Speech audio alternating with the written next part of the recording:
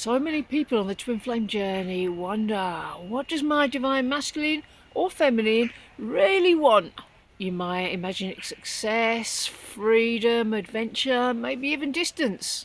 But at soul level, your divine counterpart's greatest desire is you, not as an object to possess, but as a mirror of the divine love that they've been seeking all along. When you look at past behaviours, the running, the silence, you begin to see someone who's both terrified and exhilarated by the same thing, unconditional love. Their core longing is not for escape, but for home, and home is what they feel with you. So have a feel into it now. What do you believe your twin flame desires the most right now? Is it really freedom, or is it love without conditions? Have a feel into, have a look at how that belief might affect the way you relate to your person. Because if you believe that they're craving distance, you might believe that distance between you is necessary.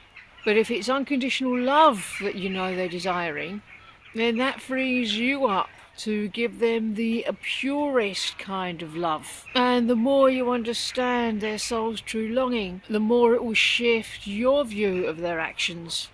Because you will begin to see that their actions are also coming from a place of unconditional love. Because they're never going to give you what you want, but they're always going to give you what you need to step into your highest good.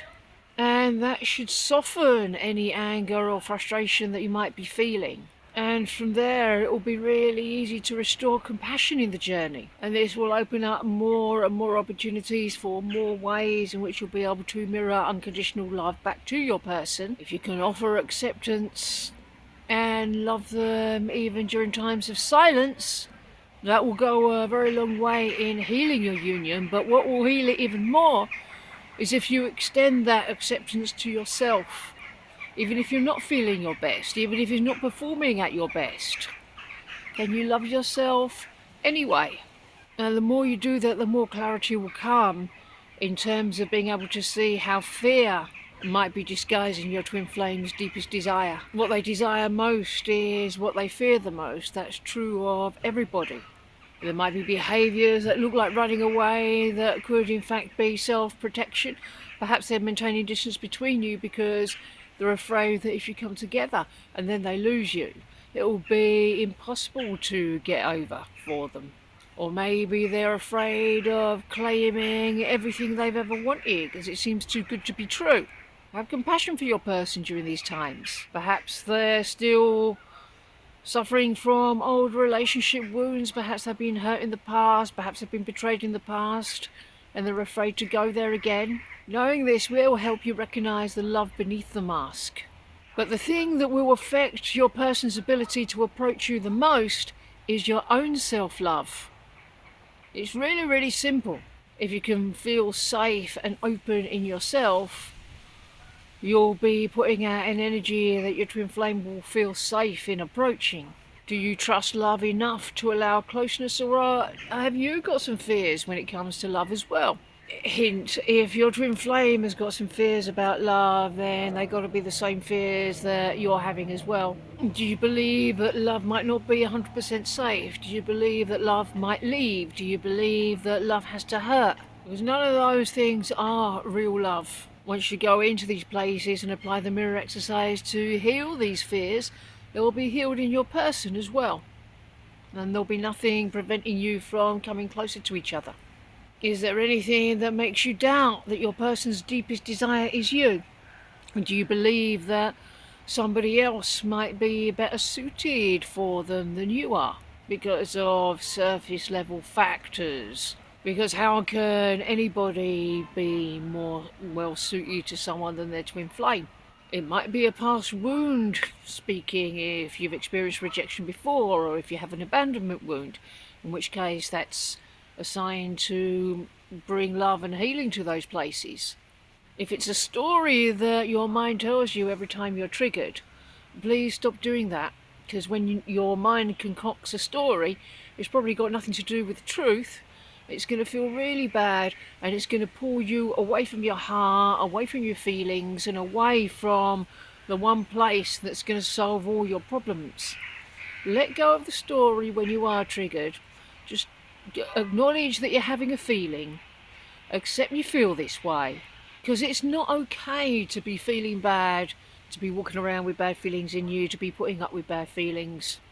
You want to address any bad feelings straight away. Bring love there.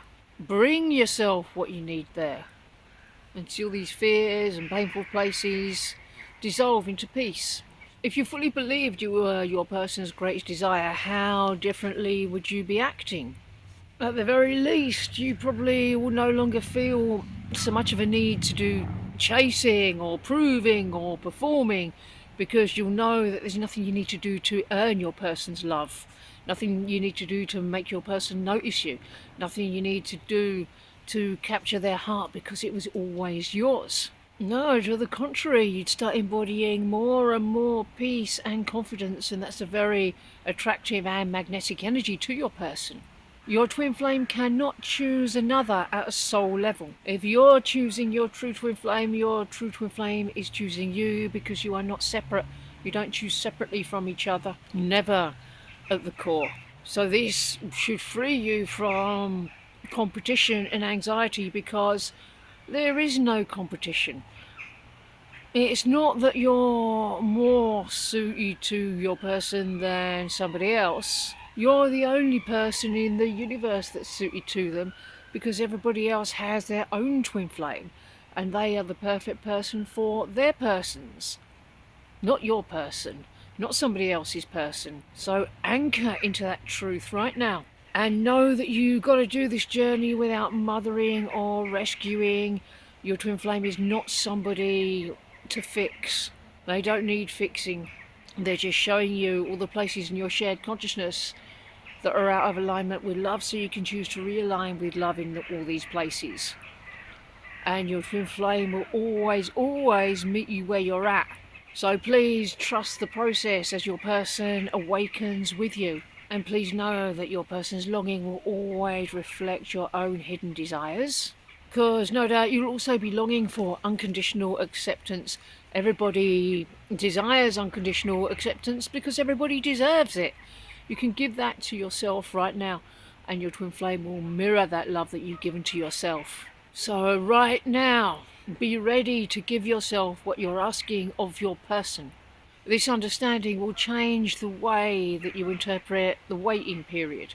First of all, there is no waiting period. Do not wait under any circumstances. Nobody ever got laid through waiting. That doesn't mean go and jump in and out of bed with loads of random people either. It means be proactive in manifesting what you truly desire. And as you do, you'll see it becomes less and less about time and more about alignment. It's not about divine timing, it's about divine order. It's not a question of time, it's a question of healing. Knowing this will inspire more patience and faith, as it puts all the power into your hands to manifest this union as quickly and as swiftly as you like. So what can you do today to anchor in the truth that you are the love of your twin flame's life? Can you affirm this to yourself during the mirror exercise or meditation or journaling? Or maybe it's time to release a fear that contradicts this truth. This isn't about ego, performance or appearances. It's about the sacred truth of your shared consciousness. They're not searching for another version of love or a replacement. They're awakening to the realization that you are their one, the reflection of themselves they've always been created for. When you understand this, your own fear begins to soften. You stop taking their pauses as rejection and start seeing them as preparation. Their deepest desire is not to run, it's to return, and the more you claim your own wholeness, the safer they feel to come home.